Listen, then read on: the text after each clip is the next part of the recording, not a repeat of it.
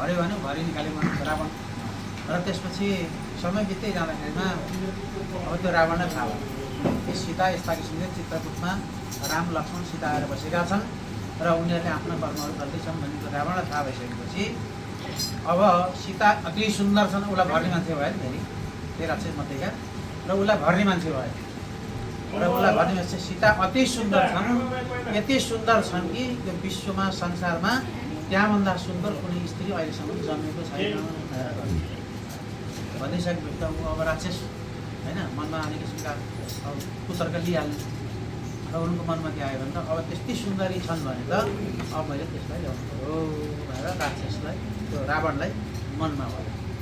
अब मनमा भयो अब राम लक्ष्मण सीता जङ्गलमा चित्रकूट उसमा कुटीमा बसेका छन्, अनेक किसिमका राक्षसहरूलाई ठुला ठुला राक्षसहरूलाई पनि मारेका छन्, अनि सानो शक्ति त छैन तिनको भन्ने रावणले बुझेको छ। किन भन्दा रावण भनेको संसारमा फेरि अद्वितीय विद्वान, रावण जति विद्वान अहिलेसम्म संसारमा जन्मेकै छैन त्यति विद्वान। र यस्तो किसिमले त रावण त्यति विद्वान थियो, उसले सबै जान्न सकिन्छ। अहिले पनि भविष्यवाणी गर्दाखेरिमा ज्योतिष हेर्दाखेरिमा रावण संहिता भन्ने छ, त्यो रावण संहिता हेरेर फल बताउँछ, त्यस्तो किसिमको त्यो विद्वान। र त्यो रावणले जान्यो यो साधारण मान्छे होइन र यसलाई मैले अब सीतालाई हर्न अनेक किसिमको उपाय गर्नु पर्यो भने अनेक किसिमको उपाय रचना थाल्यो।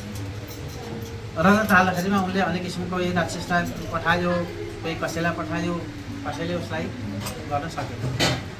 र आखिरमा त्यस पछाडि बिचमा